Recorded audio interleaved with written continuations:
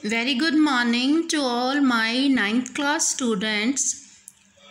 आज हम करेंगे chapter number 4 a truly beautiful mind.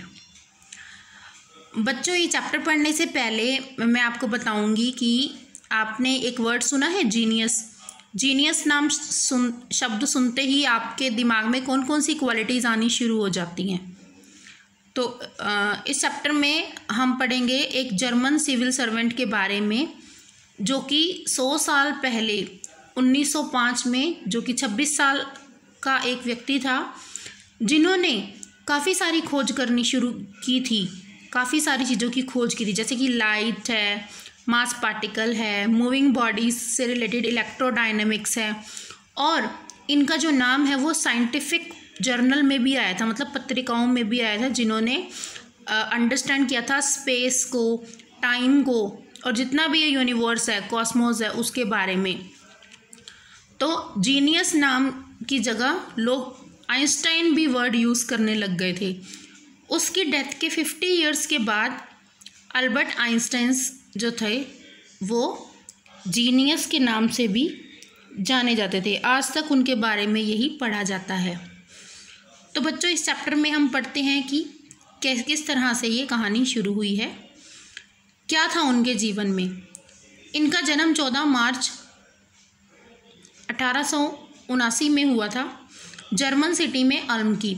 और कोई भी नज़र नहीं आता था इनके कामों से कि ये ग्रेट बनेंगे, ग्रेट साइंटिस्ट बनेंगे। हालांकि इनके जो मदर थी वो इनको फ्रीक समझा करती थी, मतलब कि अजीब सा ही व्यवहार करते थे। क्यों? क्योंकि इनका सिर काफ़ी बड़ा था। जब ये 2.5 साल के हुए, आइंस्टाइन को तब भी बोलना नहीं आता था, और उसके बाद जाके ये क्या करते थे, हर एक चीज़ को 2-2 बार बोलना शुरू किया इन्होंने। आइंस्टाइन को ये भी नहीं पता था कि बाकी बच्चों के साथ क्या करना होता है, कैसे खेलना होता है। इनके जो दोस्त थे वो इनको ब्रदर बोरिंग कहा करते थे, और ये अपने आप से ही खेलना शुरू कर देते थे, अपने आप ही खेलते थे। तो जो एंशिएंट मैथमेटिशियन है, उन्होंने इनके बारे में कहा कि आइंस्टाइन जो है, इनको हम जो लेजेंड कहते हैं, पर ऐसे नहीं दिखा करते थे। एक ये तो लेट बोलना सीखे थे, इनके पेरेंट्स वरिड रहा करते थे। लास्ट में एक दिन क्या हुआ, जब ये खाना खा रहे थे रात को, तब इन्होंने बोला, एकदम से ही बोला कि सूप इज़ टू हॉट। तो सबने रियलाइज़ किया कि अभी तक तुमने एक शब्द क्यों नहीं बोला था अभी तक। तो वो कहते हैं क्योंकि अभी तक सब कुछ परफेक्ट होता था, इसलिए मुझे कुछ भी बोलने की ज़रूरत नहीं पड़ती थी।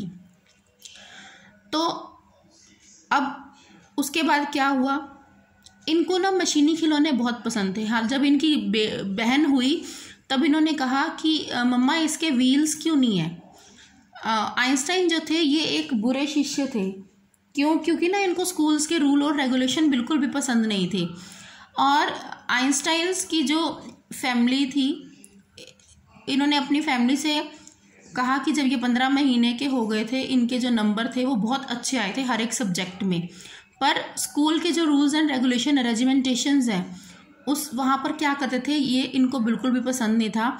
ये हमेशा टीचरों से टकरा जाते थे। जब ये 15 साल के हुए तो इन्हें महसूस हुआ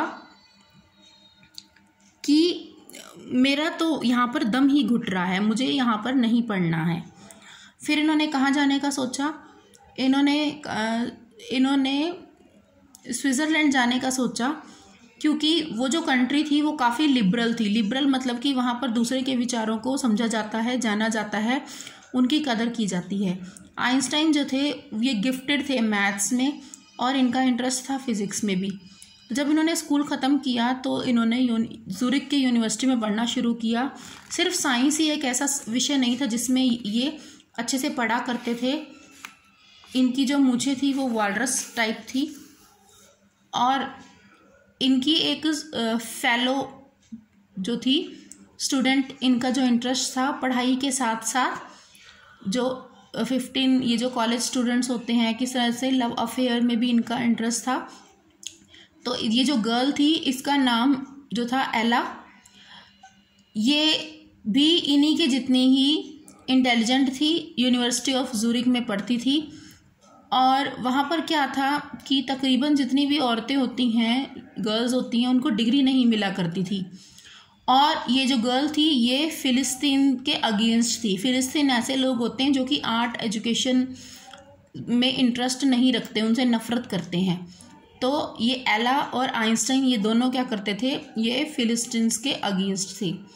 तो ये जो कपल था ये दे फेल इन लव, लेटर्स अभी तक इनके सर्वाइव करते हैं जो कि इन्होंने एक दूसरे को लिखा करते थे, जिसमें साइंस और कोमलता है, टेंडरनेस है। How happy and proud I shall be when we both have brought our work on relatively. तो ये दोनों बहुत ही हैप्पी थे और खुश थे कि जब इन्होंने दोनों ने मिलकर थ्योरी ऑफ रिलेटिविटी को पर काम करना शुरू किया। 1900 में जब 21 साल के हुए तो ये ग्रेजुएट हो गए थे पर अनएम्प्लॉयड थे। इन्होंने टीचिंग असिस्टेंट की तरह काम करना शुरू कर दिया, एक टेक्निकल एक्सपर्ट बन गए थे। और इनका बर्न में एक पेटेंट ऑफिस था। पेटेंट ऑफिस क्या होता है, जब किसी की खोज की जाती है तो खोज करने वाले को कुछ अधिकार मिलते हैं। तो वहाँ पर ये लोगों की खोज को असेस किया करते थे, मार्क्स लगाया करते थे। आइंस्टाइन जो थे वो अपने खुद के ही सीक्रेट को डेवलप किया करते थे, इसीलिए इनका जो डेस्क ड्रॉअर था जहाँ पर ये बैठा करते थे उसे ब्यूरो ऑफ थ्योरेटिकल फिजिक्स भी कहा जाता था। फेमस पेपर था 1905 में जिसके बीच में आइंस्टाइन की स्पेशल थ्योरी ऑफ रिलेटिविटी जो थी वो पब्लिश हुई थी।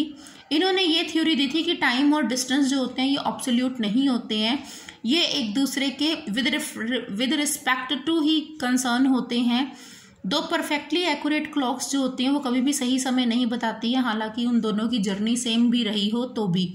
तो इसी रिलेशन को ध्यान में रखते हुए इन्होंने बहुत ही इम्पोर्टेंट फॉर्मूला जो था वो प्रोवाइड किया था, फेमस फॉर्मूला E=mc²। E जो है वो एनर्जी है, M है मास और C है speed of light in vacuum. जब आप एक अच्छी लड़की के साथ बैठे होते तो आपको 2 घंटे भी बहुत कम लगते हैं, पर अगर आप एक गर्म तवे पर बैठे हो 2 मिनट के लिए भी तो भी आपको बहुत ज़्यादा लगता है। यही थ्योरी ऑफ रिलेटिविटी है। मतलब डिपेंड करता है कि आप कहाँ बैठे हो, कौन सा समय आपको ज़्यादा महसूस हो रहा है और कौन सा समय आपको कब महसूस हो रहा है। उसके बाद क्या हुआ, ये जो थे अपनी गर्लफ्रेंड से शादी करना चाहते थे, पर इनकी जो मम्मी थी वो उसने शादी करने से मना करवा दिया। क्यों? क्योंकि उनका मानना था कि वो भी इंटेलिजेंट है और वो उम्र में बड़ी है, तो वो इनकी जो जोड़ी है वो अच्छे से नहीं निभ सकती। फिर भी इन्होंने शादी की और आखिरकार इनकी मम्मी की बात सच हो गई और 1919 में इन्होंने तलाक दे दिया। क्यों? क्योंकि वो जो लड़की थी वो थी तो इंटेलिजेंट, वो नाखुश थी क्योंकि उसे एक हाउसवाइफ बनकर वो सेटिस्फेक्शन नहीं हो रही थी कि इतना पढ़ने के बावजूद भी मैं एक हाउसवाइफ बनी हुई हूँ।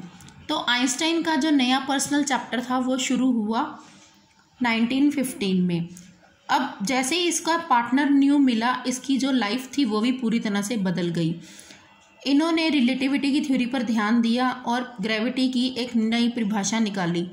इन्होंने एक दिन एक्लिप्स आया तो इन्होंने पहले से ही जो प्रेडिक्शन की थी वही प्रेडिक्शन इनकी सच साबित हुई, जिसकी वजह से क्या हुआ, ये एक साइंटिफिक रेवोल्यूशन माना गया।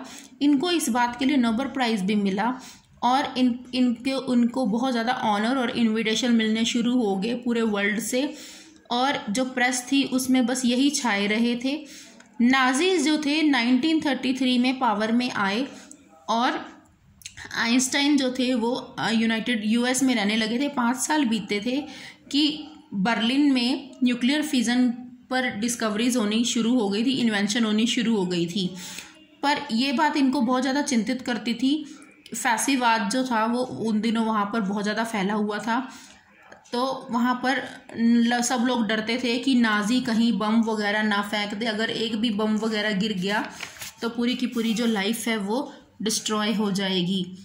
पर फिर इन्होंने क्या किया, अपने कलीग्स के कहने पर इन्होंने American president Franklin D Roosevelt को लेटर लिखा 2 अगस्त 1939 पे, जिसमें इन्होंने बोला था कि एक सिंगल बम भी जो है वो अगर पोर्ट में गिरा दिया जाए तो वो पूरे पोर्ट के साथ साथ अपने आसपास लगने वाले सारे शहर को तबाह करेगा।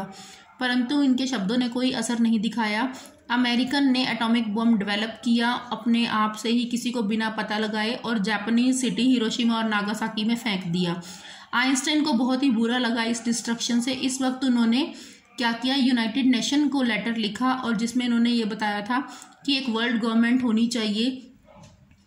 जिस तरह से रूजवेल्ट को लिखे हुए लेटर का कोई जवाब नहीं आया, इस तरह से यूएन नेशन को भी लिखे हुए लेटर का कोई जवाब नहीं आया अगले 10 सालों तक।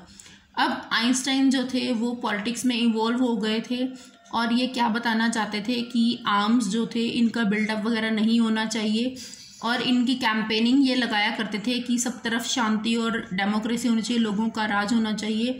आइंस्टाइन जो थे वो 1955 में डाई हो गए थे 76 की एज में, और अभी तक इन्हें जो है विजनरी होता है जो लोगों के बारे में अच्छा सोचते हैं, उस तरह से इनके बारे में सोचा जाता है और वर्ल्ड सिटीजन के नाम से भी इन्हें जाना जाता है। ये सचमुच में साइंटिफिक जीनियस थी।